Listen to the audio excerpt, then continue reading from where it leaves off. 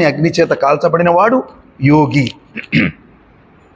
ఇలా యోగిగా మారినటువంటి వాడు ఏ రకమైన ప్రపంచానుభవాలకు లోను కాకుండా అసలు స్పర్శించవతన్ని దివ్య సాధనలు చేసుకొని భగవాను నిర్ణయించిన సమయం వచ్చినప్పుడు ఈ దేహం కాస్త జ్యోతిగా మారి విశ్వవిరాట్ భగవానుల్లో ఐక్యమైపోతుంది. ఇలా ఎవరి జీవితమైనా ఇలా ఐక్యానుసంధానం పొందే స్థితి వచ్చే వరకు సాధనలు జరుగుతూనే ఉండవలే.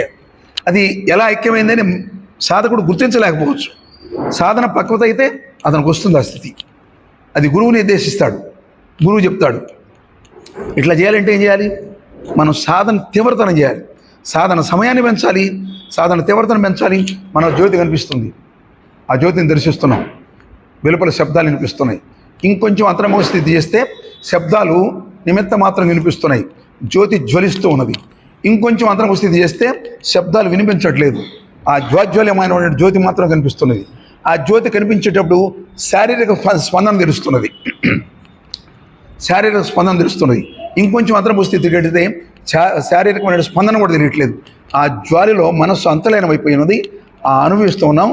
ఈ శారీరక స్పందన కూడా తెలియనటువంటి స్థితి ఏదైతే ఉన్నదో అది ఒక అమృతమయమైనటువంటి స్థితి.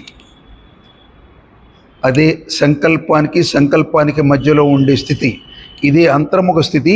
దీన్ని ఇంకా చెప్పాలంటే ఇదే సమాధి స్థితి. తన్ను తాను మర్చిపోయినటువంటి స్థితి ఏదైతే ఉంటుందో, భగవంతుల్లో అంతర్లీనంగా మనస్సు విలీనమైపోయి స్పృహ లేకుండా, స్పర్శ లేకుండా, స్పందన లేకుండా, శబ్దం వినిపించకుండా, అంటే జ్ఞానేంద్రియాలు ఏవి కూడా పనిచేయకుండా స్తబ్దతగా ఉండే స్థితి ఏదైతే ఉంటుందో దీని అంతర్ముఖ స్థితి అంటావు. దీన్ని కొంచెం లోతుగా చూస్తే సమాధి స్థితి. ఎవరమైతే ఈ సమాధి స్థితిని అనుభవిస్తామో, ఈ దివ్యానందాన్ని భవ్యానందాన్ని అనుభవిస్తామో వాళ్ళకి మరో జన్మ లేని మహాప్రస్థానం సంక్రమిస్తుంది. ఇది ఎలా వస్తుంది? సాధన దినసాధన పెంచుకుంటూ వెళ్ళాలి, సాధన సమయాన్ని పెంచాలి, సాధనలో తీవ్రతని పెంచాలి, సాధనలో సంకల్పని నివృత్తి చేయాలి, సంకల్పరహితమైన స్థితికి తీసుకెళ్ళాలి, సంకల్పరహితమైన స్థితిలో ఎక్కువ సమయం ఉండాలి, సాధన చేసేంతసేపు సంకల్పరహితమైన స్థితిలో ఉండాలి. ఈ విధమైన సాధన ఎవరమైతే చేస్తామో వాళ్ళ యొక్క జీవితం నిమిత్త మాత్రంగా దేహం ఉంటుంది. ఎలాగ తెలుసా? కాలిపోయిన గుడ్డలాగా దాని ఆకారం అలా కనిపిస్తుంది, ఎక్కడ పుట్టుకుంటే అలా ఊడిపోస్తుంది.